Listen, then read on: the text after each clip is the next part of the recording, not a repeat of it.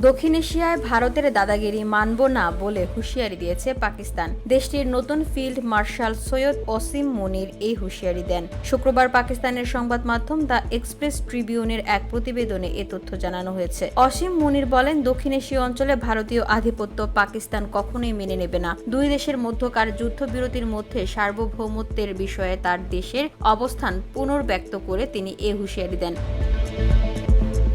ISPR জানিয়েছে, উপাচার্য, শিক্ষাবিদ এবং সিনিয়র অনুষদ সদস্যদের সঙ্গে অনুষ্ঠিত হিলাল টকস নামে এক অনুষ্ঠানে ফিল্ড মার্শাল এই মন্তব্য করেছেন। তিনি বলেন, পানি আমাদের জন্য একটি রেড লাইন, এটি নিয়ে কোনো আপোষ হবে না। পাকিস্তানের 24 কোটি বেশি মানুষের মৌলিক অধিকার কেউ খর্ব করতে পারবে না। এর আগে সম্প্রতি ভারত অধিকৃত কাশ্মীরের পেহেলগামে পর্যটকদের উপর হামলার ঘটনায় 26 জন নিহত হওয়ার পর পাকিস্তানের সঙ্গে স্বাক্ষরিত সিন্ধু পানি চুক্তি স্থগিত করে এবং পাকিস্তানের পানি প্রবাহ বন্ধ করার হুমকি দেয়। অসীম মুনির বলেন, যখন একটি জাতি একজোট হয় তখন বিশ্বের কোনো শক্তি তাকে পরাজিত করতে পারে না। তিনি সাম্প্রতিক ভারত পাকিস্তান উত্তেজনাকে মার্কায়ে হক হিসেবে অভিহিত করে বলেন, আল্লাহ আমাদের সহায় হয়েছেন। তিনি বলেন, পাকিস্তান ও ভারত পরস্পরের ভূখণ্ডে ক্ষেপণাস্ত্র হামলা চালায়। ভারতীয় হামলার জবাবে পাকিস্তান অপারেশন বুনিয়ান ও মারসুস চালিয়ে ভারতের একাধিক সামরিক স্থাপনায় আঘাত হানে। বসুন্ধরা, উত্তরা, বনশ্রী, কুড়িল ও বাড্ডা সহ রাজধানীর বিভিন্ন স্থানে অভিজাত ও অত্যাধুনিক মানের ফ্ল্যাট কেনার এক নির্ভরযোগ্য প্রতিষ্ঠান প্লেজেন্ট প্রপার্টিজ লিমিটেড।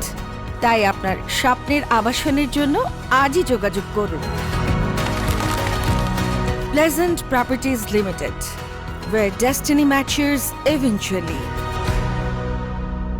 এই অভিযানে পাকিস্তান ভারতের 6টি যুদ্ধ বিমান ও ডজন খানেক ড্রোন ভূপাতিত করে। পরে 10 মে মার্কিন প্রেসিডেন্ট ডোনাল্ড ট্রাম্পের মধ্যস্থতায় দুই দেশ যুদ্ধবিরতিতে সম্মত হয়। কাশ্মীর প্রসঙ্গে পাকিস্তান সেনাপ্রধান বলেন, পাকিস্তান কাশ্মীরকে কখনো ভুলবে না বা ছেড়ে দেবে না। এটি একটি আন্তর্জাতিক ইস্যু এবং ভারত এখন আর এটিকে দমন করতে পারবে না। তিনি ভারতের সন্ত্রাসবাদ অভিযোগ প্রত্যাখ্যান করে বলেন, সন্ত্রাসবাদ ভারতের অভ্যন্তরীণ সমস্যা। সেখানে সংখ্যালঘুদের উপর, বিশেষ করে মুসলিমদের বিরুদ্ধে দমন-পীড়ন ও বৈষম্যে এই সমস্যার প্রধান কারণ। বেলুচিস্তানে ভারত সমর্থিত সন্ত্রাসীদের বিষয়ে তিনি বলেন, এই সন্ত্রাসীদের বেলুচদের সঙ্গে কোনো সম্পর্ক নেই, তারা বাইরের শক্তির ইন্ধনে কাজ করছে। অনুষ্ঠানে তিনি শিক্ষকদের ভূয়সী প্রশংসা করে বলেন, শিক্ষকরা জাতির ভবিষ্যৎ প্রজন্মের চরিত্র গঠনের দায়িত্বে আছেন। পাকিস্তানের ইতিহাস ও আত্মত্যাগের কাহিনী নতুন প্রজন্মকে জানাতে হবে। হিলাল টকস অনুষ্ঠানে শিক্ষাবিদরা সেনাবাহিনীর প্রতি তাদের সমর্থন ও শ্রদ্ধা জানিয়ে বলেন, এই নিরাপদ মাতৃভূমি আমাদের সশস্ত্র বাহিনীর জন্যই নিরাপদ। আমরা গর্বিত এবং সবসময় তাদের পাশে আছি।